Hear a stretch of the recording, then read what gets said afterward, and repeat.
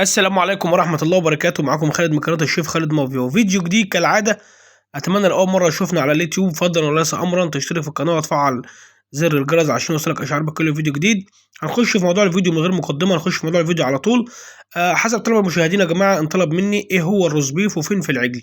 طبعا هنقول لك على الروز بيف وطرق التقطيع بتاعته لو أنت هتشويه أو هتعمله لحمة بختار، يعني هتعمله كباب حلة.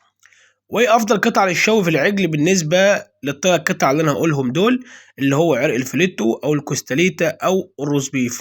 طيب الثلاث قطع دول بيكونوا فين في العجل؟ طبعا هنبدا بالروز بيف اللي هو انطلب مني، اللي هو يعتبر ما هو موضوع الفيديو اصلا الروز بيف.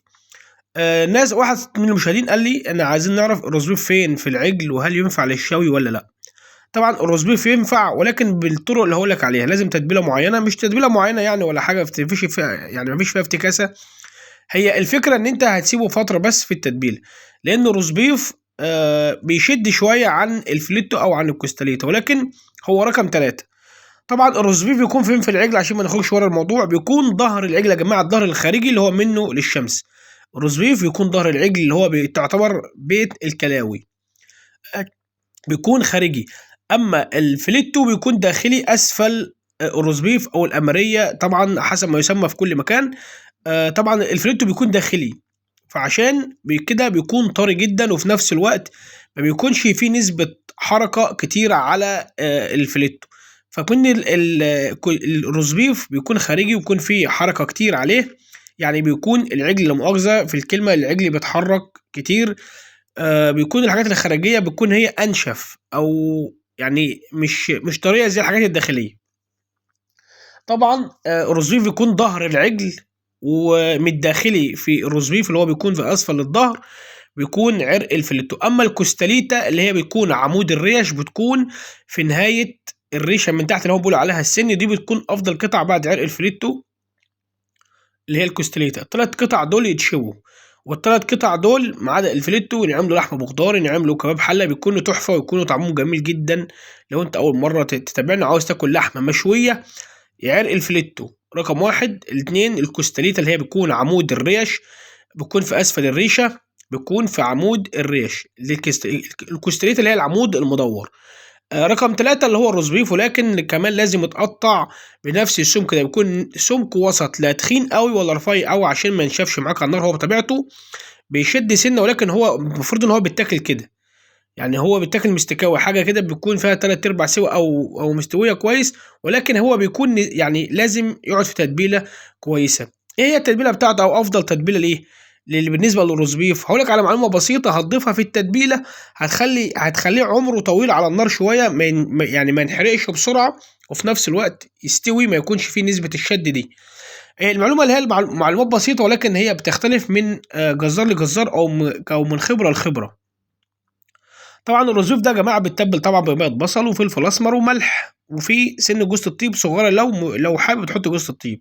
التتبيله يا جماعه اللي هي بتاعه المشوي رقم 1، وخاصه ان في برضو احد المتابعين طلب مني تتبيله الريش. هي التتبيله يا جماعه للمشوي بتكون تتبيله واحده فقط، ما بيكونش فيها عك ولا يكون فيها لعب. التتبيله اللي انا هقولها دي تمشي للريش وتمشي للكباب وتمشي للروز بيف وتمشي للفليتو وتمشي لجميع المشويات، اللحوم. بالنسبه للحوم اللي هي ايه التتبيله؟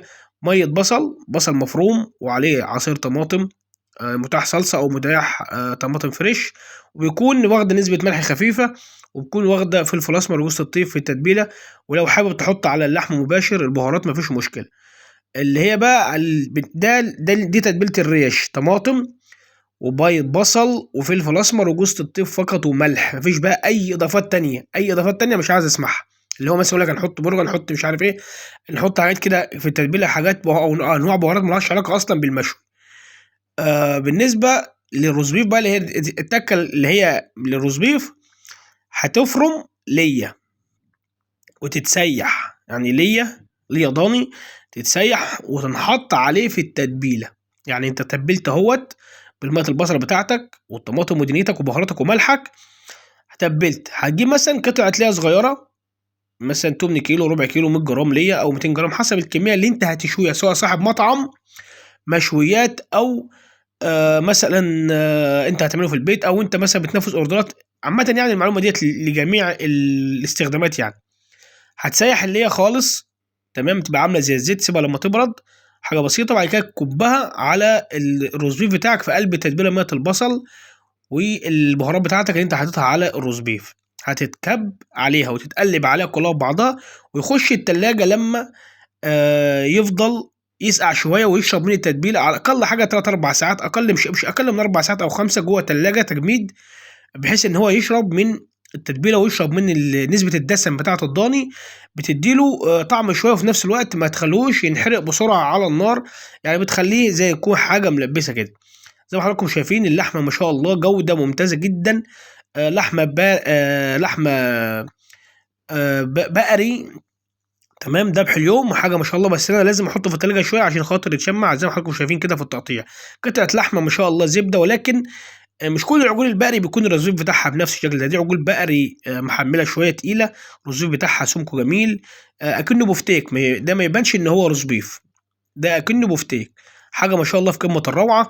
طبعا عشان ما تقولش برضه في الفيديو اكتر من كده، احب اذكرك فضلا وليس امرا، لو انت لسه ما اشتركتش في القناه، حتى لو استفدت لو معلومه بسيطه، اشترك في القناه وفعل زر الجرس عشان يوصلك اشعار بكل فيديو جديد. هستنى فكرتكم الفيديو الجاي ان شاء الله ونعملها باذن الله، طبعا حسب طلب المشاهدين وكده. يبقى احنا وصلنا لنهايه الفيديو، اذكرك ما تنساش تعمل لايك، ولو حابب اي فكره فيديو معينه اكتب لي في التعليقات، وانا ان شاء الله اخش ارد عليك بنفسي، وهسيب لك حساب الواتس بتاعي، تقدر تتواصل معايا من خلال حساب الواتس بتاعي.